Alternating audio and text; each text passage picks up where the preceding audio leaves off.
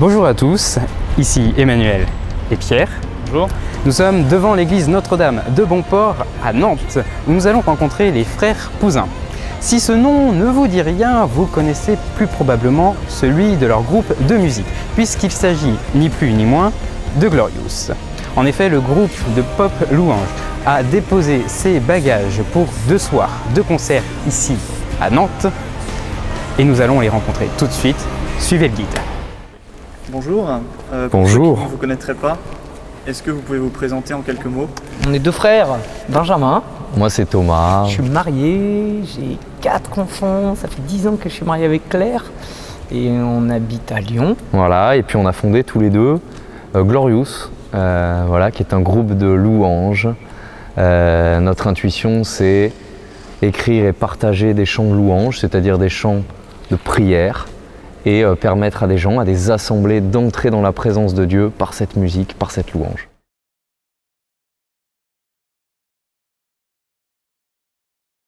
Aux jeunes, aux familles, aux grands-parents, parce que hier on a déjà fait une date ici. Vous savez, la louange elle a ses spécificités de rassembler toutes les générations.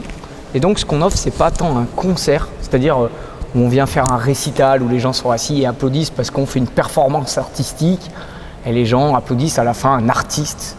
Nous on fait de la louange, on est des baptisés dans l'église et on sert l'église par notre talent, par notre charisme, par notre don qui est la musique et aussi la prédication. Voilà, alors on vient du diocèse de Lyon et c'est à l'église de Lyon qu'on œuvre beaucoup, mais aussi on est appelé dans d'autres diocèses, dans d'autres paroisses à venir animer des soirées de louange. C'est pas des concerts pour la gloire de Glorious, mais c'est vraiment celui qui est au centre, c'est Jésus-Christ et c'est lui qu'on chante et qu'on loue, qu'on adore.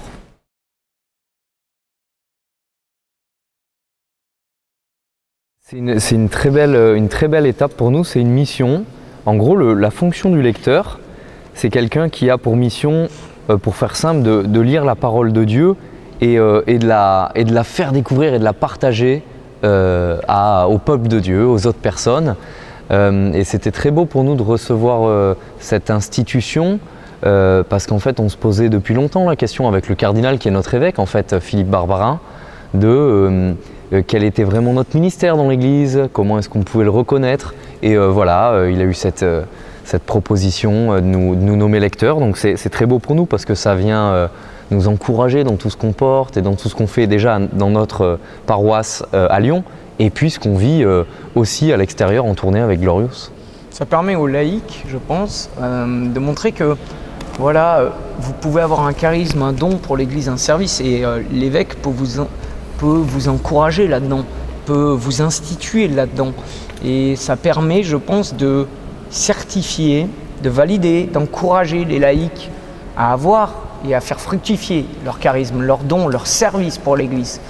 Voilà, on l'a vécu comme ça, moi dans la prédication et Thomas aussi dans le chant, c'est-à-dire dans la composition, dans le fait de toujours promouvoir la parole de Dieu, mais que ce soit dans le chant ou que ce soit dans la prédication. Voilà.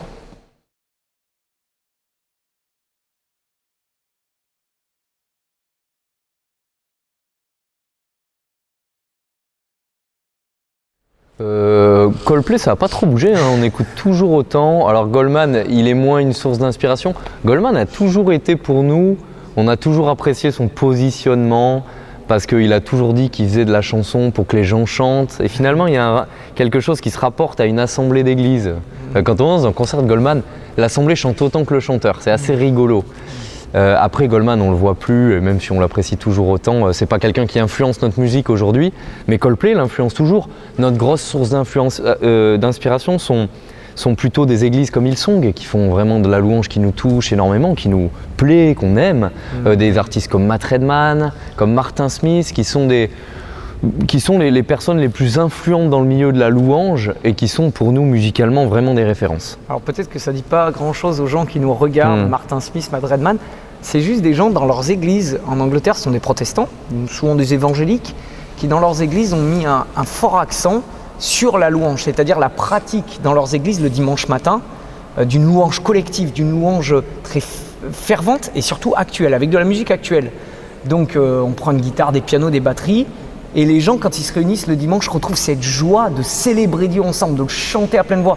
Alors souvent on regarde le gospel en disant « Ah, moi j'adore le gospel c'est génial », mais les gens dans nos églises voilà, la joie du gospel, nous on peut la vivre aussi dans notre culture et dans nos églises. Et c'est ce qu'on essaye de faire vivre à l'église par nos soirées de louange, c'est-à-dire retrouver cette joie de se rassembler dans la maison de Dieu et de le louer de tout notre cœur, sans avoir aucune barrière, sans avoir aucune retenue, mais d'exprimer notre joie. On est heureux d'être dans la maison de Dieu. Vous savez, la Bible regorge de ce genre de références, de louanges et de moments où le peuple de Dieu le célèbre.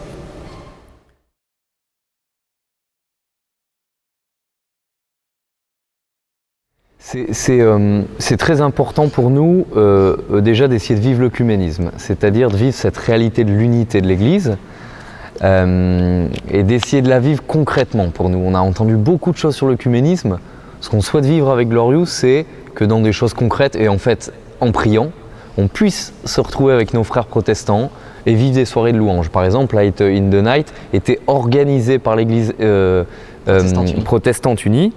Mais était une soirée œcuménique, donc il y avait des cathos, des protestants, voilà, c'est toujours très important en tout cas pour nous d'aller dans ce sens-là. Après, on a vraiment découvert et redécouvert la louange avec des groupes comme EXO.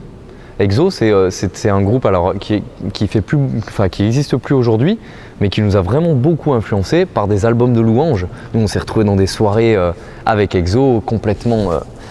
où on a eu le cœur vraiment bouleversé par ce qu'on vivait, et puis également en découvrant des églises comme Hillsong.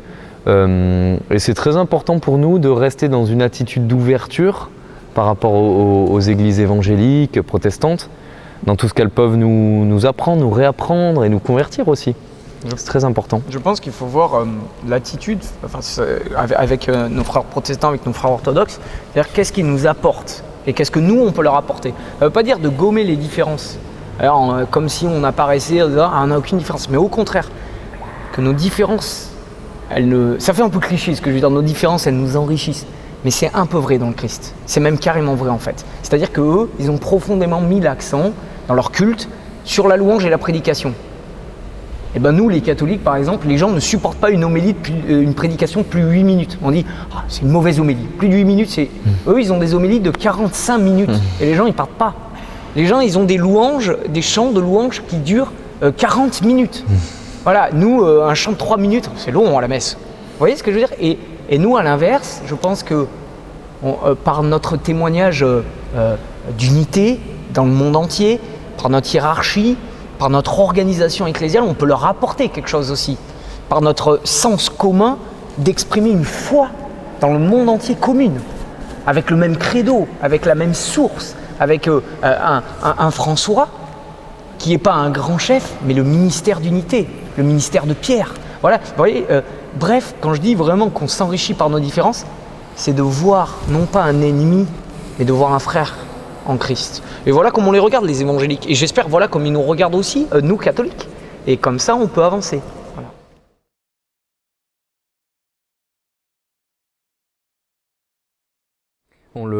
On le voit jeudi prochain.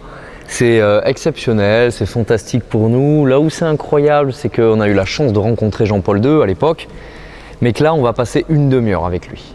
On va passer une demi-heure avec le pape, le garant de l'unité, qui tient le ministère de Pierre. Donc c'est vraiment un grand moment pour nous. On espère pouvoir partager avec lui, déjà sur ce qu'on vit concrètement dans notre église, parce que c'est ça, je pense, qui est intéressant aussi pour lui, en tant que pape, de pouvoir entendre ce qui est vécu d'une manière très concrète au cœur d'une église.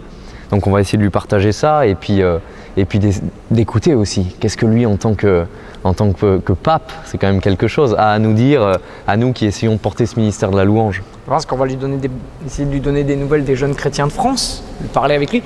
Et puis comme dit Tom, l'écouter. C'est-à-dire, qu'est-ce qu'il dirait aux jeunes chrétiens en France aujourd'hui, aux églises de France, qu'est-ce qu'il a envie de leur dire, comment il les encouragerait. Donc voilà, on va l'écouter.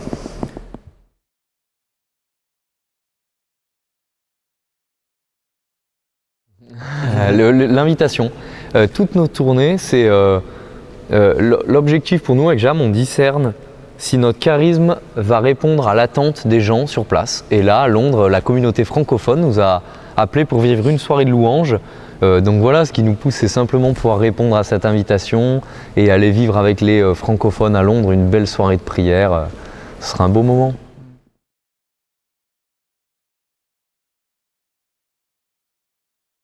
Ah, oui, je pense. Oui, je pense. Alors, il n'y a rien de concret, mais on regarde aussi avec le diocèse, tout ça. Voilà, on a commencé à en parler avec le cardinal Barbarin.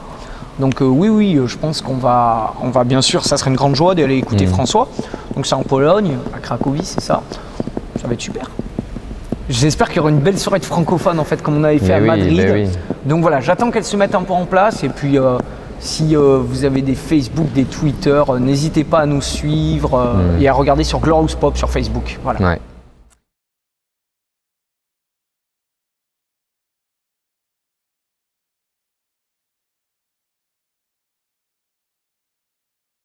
On a eu la chance en fait de chanter une chanson avec eux là, à la dernière Leadership Conference. Donc c'est des premières à Londres justement. C'est des premiers pas un peu avec ces worship leaders qui sont très influents. Donc on croit beaucoup dans cette amitié qui démarre. Vous savez, la louange en France, j'allais dire elle balbutie, elle est encore moins développée que ce qu'elle l'est en Angleterre, mais on est très confiants et nous on encourage. On sait qu'il y a plein de jeunes groupes et on espère qu'à Nantes, sur le diocèse, il y a des jeunes qui prennent leur guitare, leur clavier, parce que c'est comme ça que ça naît. Glorious est né dans une cave où avec Jam on a commencé avec une guitare pourrie et parce que c'est comme ça que ça démarre. Il ne faut pas avoir peur, mais c'est vrai, les jeunes souvent... en fait, il ne faut pas avoir peur de démarrer, les amis. Un projet réel, c'est un petit truc qui démarre. Et nous, vraiment, on encourage les jeunes qui aiment la louange à se développer. Et voilà, pour nous, commencer à tisser des ponts vers ces artistes-là sont vraiment des signes encourageants. Alors après, être sur leur terre, c'est un beau signe, c'est super pour nous de savoir qu'on est chez eux. Et voilà, ce qu'on espère, c'est que petit à petit, quand la louange en France, petit à petit, se développera, une amitié pourra se développer entre ces artistes-là et puis les chanteurs en France.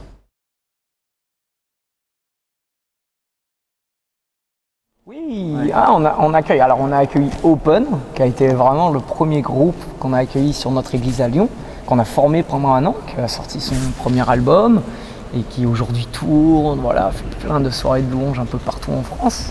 On est hyper fiers d'avoir d'eux, de tout ce qu'ils font, de tout ce qu'ils vivent. Et puis on en a un deuxième cette année qui arrive, il s'appelle les Be Witness. C'est des amis, ils habitent à côté de Bordeaux et on va les accueillir pendant un an à l'église. Et j'espère aussi qu'ils vont émerger petit à petit. Et si Dieu veut, en fait, il faut vraiment... Voilà, l'important, c'est est-ce que tu es au service de l'église, de Jésus, de l'évangile, de tout ce que Dieu veut pour toi, pour ta vie. Et vous savez, quand on suit vraiment ce que Dieu nous donne, l'homme accomplit des choses qui le dépassent. Vous savez, Glorious, si on m'avait dit moi que j'aurais fait des concerts devant 400 000, 500 000 personnes au cumulé, j'aurais dit non, je ne Ça fait du monde. Ouais, ça fait du monde. Et voilà, et non, et que j'aurais vendu des disques pour Jésus et que ceci et que cela, et que je rencontrais le pape et que j'aurais fait des centaines et des centaines de concerts. On n'était pas, ouais, c'est non. sûr. Par contre, que Jésus fasse de grandes choses. En fait, on est des types ordinaires avec un Dieu extraordinaire, donc ça c'est cool. C'est-à-dire que lui, il fait des choses extraordinaires, pas nous. Nous, on essaie juste de le suivre. Mais lui fait toujours quelque chose dans le monde et dans votre vie. Et ça, on peut vous le dire. Quand vous priez, demandez une seule chose à Dieu. Demandez à Dieu de participer à son œuvre chaque matin. Ne dites pas Dieu, aujourd'hui, je veux faire ça. Aujourd'hui, je veux faire ça pour toi. Dites, aujourd'hui, je veux participer à ce que tu vas faire dans le monde. Et quand vous participez aux bénédictions de Dieu, alors là, votre vie est belle, votre vie est grande, votre vie vous dépasse. Parce que vous participez à la vie de Dieu. Et quand vous servez dans l'église, c'est souvent ça que ça se passe. Vous savez, et je le souhaite à tout le monde.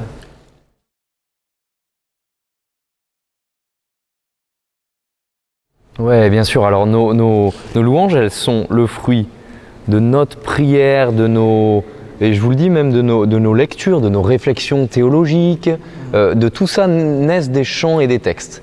Et des psaumes et de la parole de Dieu. Voilà, c'est tout ça qui vient se mélanger et fait qu'un texte, qu'une mélodie émerge, arrive, bien sûr. Et la louange est vraiment le fruit aussi d'un chemin spirituel. Si des gens s'amusent à lire l'évolution de nos textes, là sur le prochain album qui sort dans quelques mois, qui sortira sous le nom de l'Église Lyon Centre, qui s'appelle Messe de la Grâce. C'est un album où vraiment je pense vraiment que dans les textes on est allé plus loin que sur les albums d'avant. On avance, on continue à avancer. C'est aussi notre chemin spirituel, c'est qu'on continue à chercher, à prier sur qui est Dieu et ce qu'il fait pour nous.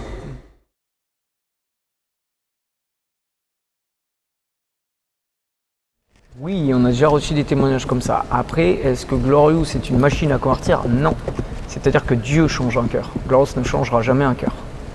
Glorious peut toucher, peut aider, parce qu'en effet, par la culture, par les moyens de rejoindre des jeunes, des gens, des cœurs, c'est super.